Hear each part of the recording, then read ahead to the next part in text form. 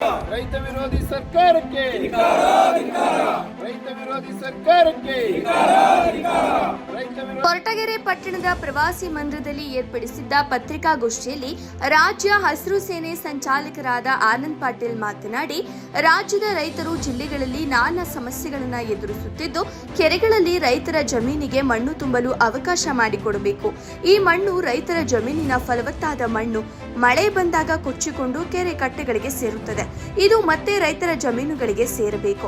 ಅರಣ್ಯ ಇಲಾಖೆಯು ಸುಮಾರು ವರ್ಷಗಳಿಂದ ಉಳುಮೆ ಮಾಡುತ್ತಿರುವ ರೈತರನ್ನ ಒಕ್ಕಲೆಬ್ಬಿಸಿ ರೈತರನ್ನ ಶೋಷಣೆ ಮಾಡುತ್ತಿದ್ದು, ಇದನ್ನ ನಿಲ್ಲಿಸಬೇಕು.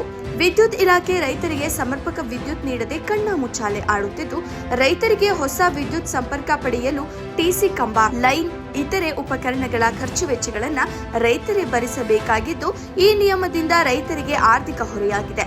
ಹಿಂದಿನಂತೆ ಯಾವುದೇ ಶುಲ್ಕವಿಲ್ಲದೆ ಉಪಕರಣಗಳನ್ನು ಒದಗಿಸಬೇಕು. ಈ ಎಲ್ಲಾ ಸಮಸ್ಯೆಗಳನ್ನು ಪ್ರಶ್ನಿಸಿ ದಿನಾಂಕ 9/3/2026 ತುಮಕೂರು ಜಿಲ್ಲಾ ಕಚೇರಿ ಮುಂದೆ ಧರಣಿ ಸತ್ಯಾಗ್ರಹ ಹಮ್ಮಿಕೊಂಡಿದ್ದು, ರೈತರು ಹೆಚ್ಚಿನ ಸಂಖ್ಯೆಯಲ್ಲಿ ಭಾಗವಹಿಸಬೇಕೆಂದು ತಿಳಿಸಿದರು. ಯೋಜನೆ ನಮ್ಮ ಜಿಲ್ಲೆಗೆ ಜಾರಿ ಏನು ನಾವು ಕಾಮಗಾರಿನ ಕೈಗೆತ್ತಿಕೊಂಡು ಸುಮಾರು ವರ್ಷಗಳೇ ಕಳೆದೋ, ದಶಕಗಳೇ ಕಳೆದೋದು. ಆದರೆ ಜಿಲ್ಲೆಯ ಯಾವ ತಾಲೂಕಿಗೂ ಕೂಡ ನೀರು ಬರಲಿಲ್ಲ. ಕೋಟ್ಯಾಂತರ ರೂಪಾಯಿ ಹಣ ಮಾತ್ರ ಗುತ್ತಿಗೆದಾರರ ಜೋಬು ಮತ್ತು ರಾಜಕಾರಣಿಗಳ ಜೋಬು ಮಾತ್ರ ಸೇರ್ತು. ಯಾಕೆ ಅಂದರೆ ಇವತ್ತು ಸಂಪರ್ಕ ನಾಲೆಗಳು, ಕೆರೆಗಳಿಗೆ ಸಂಪರ್ಕ ಮಾಡ್ತಕ್ಕಂಥ ನಾಲೆಗಳನ್ನ ಇಲ್ಲಿವರೆಗೂ ಮಾಡಲಿಲ್ಲ.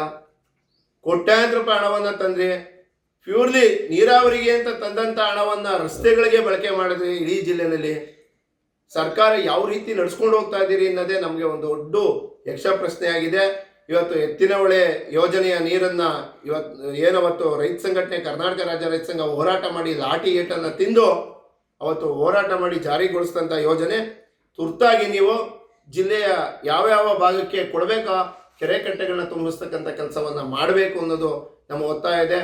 ಇದ್ರ ಜೊತೆಗೆ ಇನ್ನೂ ಒಂದೇನಪ್ಪ ಅಂದರೆ ಸಾಗುವಳಿ ಬಗರುಕುಂ ಕಮಿಟಿಗಳನ್ನ ಜಿಲ್ಲೆಯಲ್ಲಿ ಶಾಸಕರ ಅಧ್ಯಕ್ಷತೆಯಲ್ಲಿ ನಡೆಸಬೇಕು. ಆಯಾ ತಾಲೂಕಿನಲ್ಲಿ ಏನಿವತ್ತು ನಾವು ಪತ್ರಿಕಾಗೋಷ್ಠಿ ಕರೆದ ಉದ್ದೇಶ ಏನಂದರೆ, ಕೊರಟಗೆರೆ ತಾಲೂಕಿನಾಗೆ 3-4 ವರ್ಷಗಳಿಂದ ಕೆರೆ ಕಟ್ಟೆಗಳಲ್ಲಿ ನೀರಿತ್ತು. ಈಗೆಲ್ಲ ಖಾಲಿ ಆಗೈತೆ. ಕೆರೆ ಕಟ್ಟೆಗಳಲ್ಲಿ ಏನು ರಾಸಾಯನಿಕ ಗೊಬ್ಬರಗಳನ್ನು ಬಳಸಬಾರ್ದು ಅಂತೇಳಿ ಸರ್ಕಾರ ಆದೇಶ ಇರೋದ್ರಿಂದ ತಮ್ಮ ತೋಟ ಹೊಲಗಳಿಗೆ ಇವತ್ತೇನು ಕೆರೆ ಕಟ್ಟೆಗಳಲ್ಲಿ ಸ್ವಲ್ಪ ಮಣ್ಣನ್ನು ಎತ್ಕೊಳ್ಳೋದಕ್ಕೆ ಸರ್ಕಾರದಿಂದ ಅವಕಾಶ ಮಾಡಿಕೊಡ್ತಾ ಇಲ್ಲ. ಏನು ಇವತ್ತು ಹೊಡಿತಾ ಇದ್ದಾರೆ ಟ್ರ್ಯಾಕ್ಟರ್ಗಳಲ್ಲಿ ತಮ್ಮ ಹೊಲಕ್ಕೆ ಈ ಸಂಬಂಧಪಟ್ಟ ಇಲಾಖೆಯವರು ಹೋಗಿ ಗಲಾಟೆ ಮಾಡ್ತಾರೆ. ಅವರು ಗಲಾಟೆ ಮಾಡೋ ಬರ್ತಾವ್ರನ್ನೋ ಉದ್ದೇಶಕ್ಕೆ ಜೀಪ್ ಬಂತು, ಕಾರ್ ಬಂತು, ಪೊಲೀಸ್ನವ್ರು ಬಂದು, ತಹಶೀಲ್ದಾರರು ಬಂದು ಅಂತೇಳಿ ಸ್ಪೀಡಾಗಿ ಗಾಡಿ JCBಗಳು ತಗೊಂಡೋಗಿ ಹೋಗ್ತಾರೆ. ಯಾರಿಗಾನ ಜೀವ ತೊಂದರೆ ಆಗೋದಂಥ ಪರಿಸ್ಥಿತಿನೂ ಇದೆ. ಸ್ಪೀಡಾಗಿ ಹೋಗೋದು, ಅಪ್ಸೈಡ್ ಆಗೋದು, ಗುದ್ಕೊಳ್ಳೋದು ಇಂಥ. ಅದಕ್ಕೋಸ್ಕರ ನಾವೇನು ಮಾಡಿದ್ದೀವಿ, ಇವತ್ತು ರೈತರಿಗೆ ಈಗ ಚಿತ್ರದುರ್ಗ ಜಿಲ್ಲೆ ಒಳಗೆ ರೈತರಿಗೆ ಮಣ್ಣು ಹೊಡ್ಕೊಳ್ಳೋಕ್ಕೆ ಅಲ್ಲಿನ ಜಿಲ್ಲಾಧಿಕಾರಿಗಳು ಅನುಮತಿ ಕೊಟ್ಟರು. ಶಿವಮೊಗ್ಗ ಜಿಲ್ಲೆ ಒಳಗೆ ಅಲ್ಲಿನ ಜಿಲ್ಲಾಧಿಕಾರಿಗಳು ರೈತರಿಗೆ ಮಣ್ಣು ಹೊಡ್ಕೊಳ್ಳೋಕ್ಕೆ ಅವಕಾಶ ಕೊಟ್ಟರು.